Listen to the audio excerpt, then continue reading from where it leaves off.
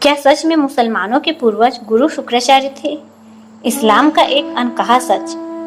Mecca Medina को क्यों बनाया गया गुरु शुक्राचार्य ने हमेशा से यह बहस का विषय बना रहा कि मुसलमानों के पूर्वज क्या वाकई हिंदू ही थे।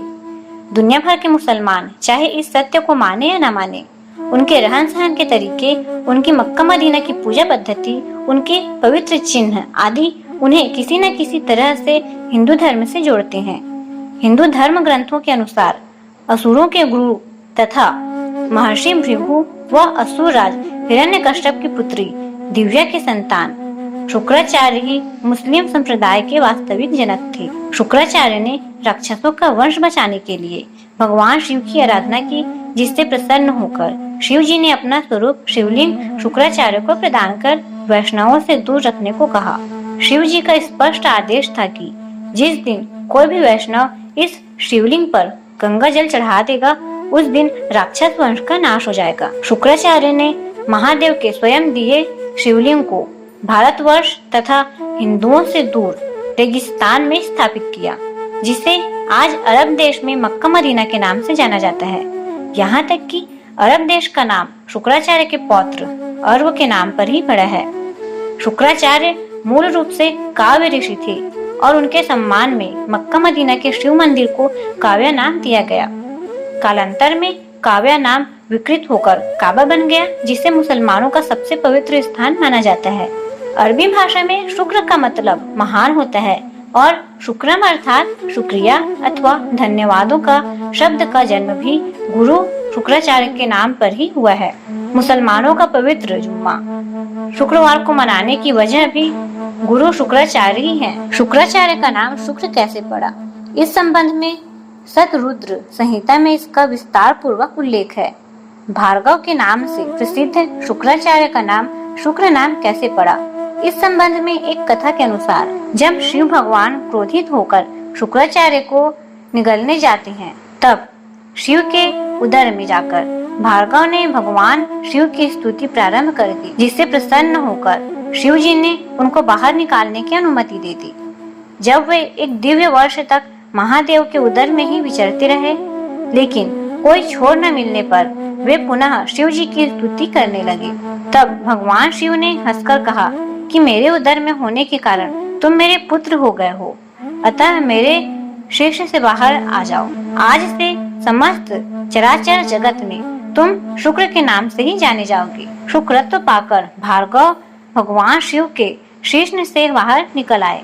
तब से भार्गव शुक्राचार्य के नाम से विख्यात हुए। रामायण के अनुसार रावण की बहन शूर्पणखा का वध नहीं हुआ और रावण की मृत्यु के बाद वह गुरु शुक्राचार्य के आश्रम में ही रहने लगी थी। यह सबको पता है कि भगवान श्री राम के आदेश पर लक्ष्मण ने शूर्पणखा के नाक काट दिए थे और तभी से वह अपना चेहरा ढककर रहती थी। शूर्पणखा के चेहरा ढकने की परंपरा को अरब देश की औरतें आज भी निभाती हैं।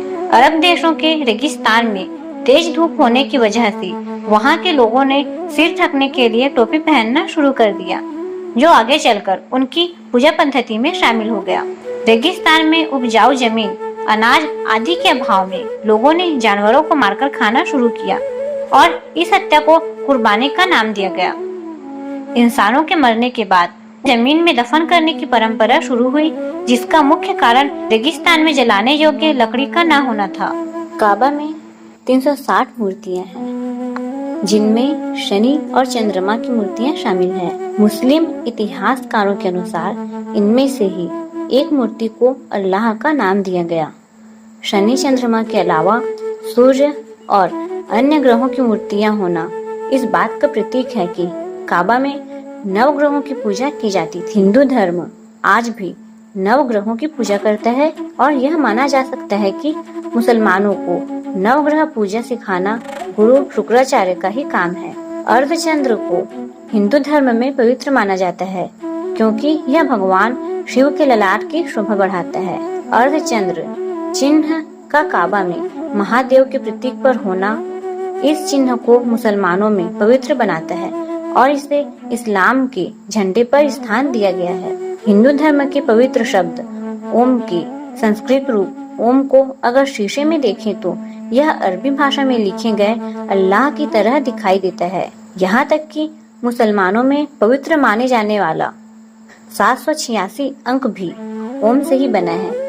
ध्यान देने वाली बात यह है कि कोई भी मुसलमान इस बात को स्वीकार नहीं करता कि 786 अंक वास्तव में हिंदुओं का वैदिक प्रतीक ओम है। कोई भी मुस्लिम बुद्धिजीवी ये नहीं बता पाता कि अगर 786 अंक ओम नहीं तो आखिर क्या है।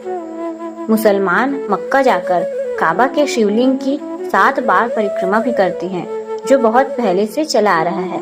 गुरु शुक्राचार्य ने यकीनन इस्लाम से पूर्व पैदा हुए अरब क्षेत्र के लोगों को हिंदू पूजा पद्धति सिखाई होगी। मक्का से कुछ ही दूरी पर एक बड़ा साइन बोर्ड लगा है, जिस पर लिखा है कि इस क्षेत्र में गैर मुस्लिमों का प्रवेश वर्जित है। यह साइन बोर्ड उस समय का प्रतीक माना जाता है जब इस्लाम की शुरुआत हुई थी, तथा यह भी अंदाजा लगाया जा सकता है कि शुक्राचार्य ने भगवान शिव को दी हुई चेतावनी पर अमल करते हुए इस मंदिर के क्षेत्र में हिंदुओं के प्रवेश पर प्रतिबंध लगाया होगा। जहाँ भगवान शिव का मंदिर होता है, वहाँ पवित्र नदी का पानी भी पाया जाता है। हिंदू मंदिरों की यह परंपरा भी काबा से जुड़ी हुई है और मंदिर के साथ ही पवित्र पानी का स्रोत भी स्थित है, जिसे जमजम पानी के नाम से जाना जाता है। कहते हैं कि इस्लाम धर्म के प्रवर्तक मोहम्मद साहब स्वयं भी वैदिक परिवार में हिंदू के रूप में जन्मे थे, और जब उन्होंने अपने प्रतीक पूजक, मूर्ति पूजक परिवार की परंपरा और वंश से संबंध तोड़ने और स्वयं को पैगंबर घोषित करना निश्चित किया, तब संयुक्त हिंदू परिवार छिन्न भिन्न हो गया और काबा में स्थित महाकाल शिवलिंग और काबा के रक्षार्थ हुए युद्ध में पैगंबर मोहम्मद के चाचा उमर बिन ए हश्शाम को भी अपने प्राण गंवाने पड़े थे।